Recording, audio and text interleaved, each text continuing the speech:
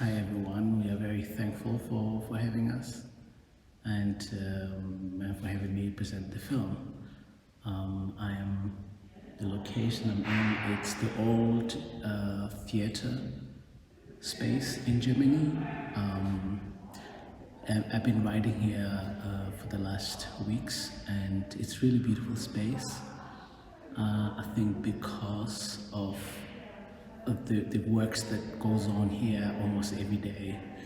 And I love the smell of sweat and blood and human feces. It sort of reminds me again and again what the work of art it's made of. So I love working in spaces that have sort of to where the bodies come to contact with each other and wrestle among each other and wrestle with pages and wrestle with stage and everything. So this is where I'm at now.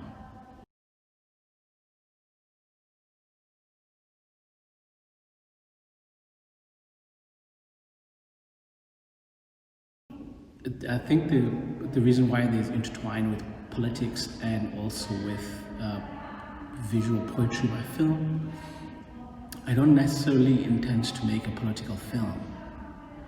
It's just by default. I guess every human story it's political, one or another. And I used to write poetry, a very bad poetry, when I was growing up. And I was naturally drawn to poetry and visuals. It has always been there with me. Sometimes when I create work, it starts first with like a visual or with a poetic text. So somehow for me, they're all intertwined, they're all together. Same with politics and poetry, because we are dealing with the human landscape.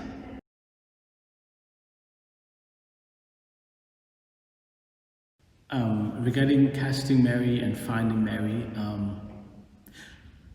we were looking for an 80-year-old woman for this role. And I knew that this role is pretty physical. So my interest was to cast someone who's not trained. In South Africa, there's a lot of TV work, and I feel like most actors or actresses have preconceived ideas about the characters that they're playing, because most of them play more or less the same characters because it's television, and I understand.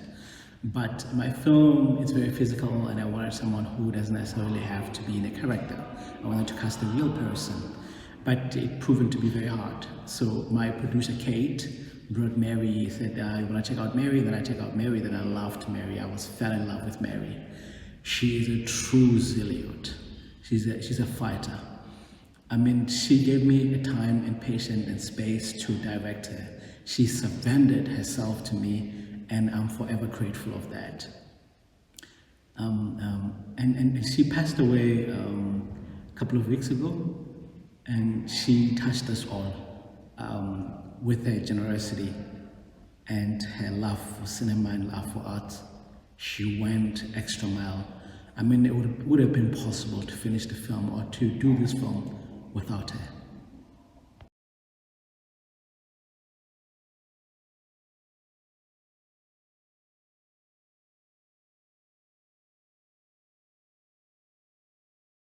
Well, regarding spirituality in my films, I think the spirituality has always been part of me. Ever since I was growing up, I've always been wrestled with big ideas about life, about why we're here, and a life after death, and about the indifference of nature and the indifference of God, if you may. I've always been wrestling with all these ideas. So they are part of me. They come naturally when I write. Exactly like politics or poetry in it. It's something that it's in me, something that I'm wrestling with. So somehow they always find themselves in the pages. Even sometimes I try not to write about spirituality or about God, about something that makes us think or whatever.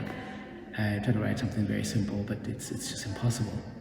I like the idea of spirituality.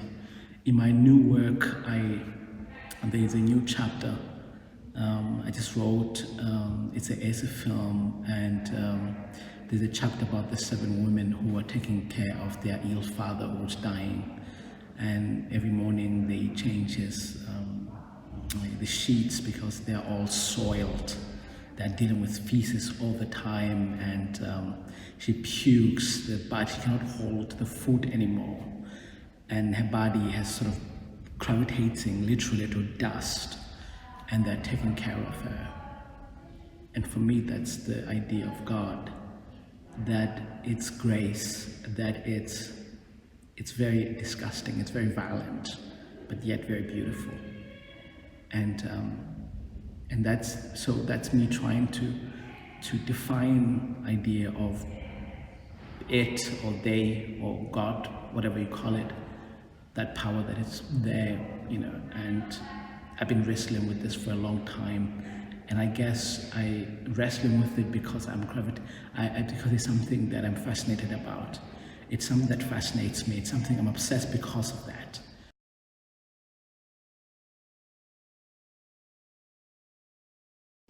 Regarding the distance, living here and my work, yeah, I think it's a double-edged sword. It's a double-edged sword in the sense that I can be able to see my country from outside.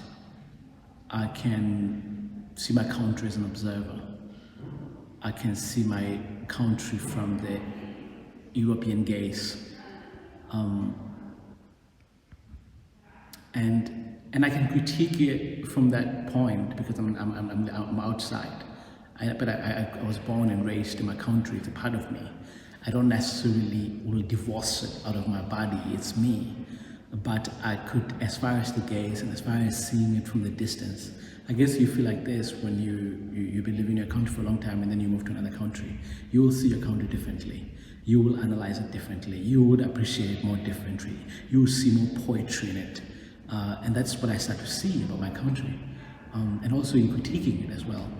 But like I said, it's a double-edged sword because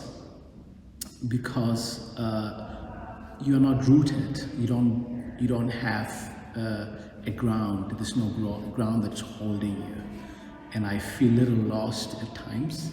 That I'm a part of this space here in Europe, but I don't necessarily belong. And I'm a part of my country, but I don't necessarily belong there. Or I belong, but I'm not necessarily a part of it. So there's this thing where sort of it's fluidity in it that I feel like it makes me sometimes a lost person. So yeah.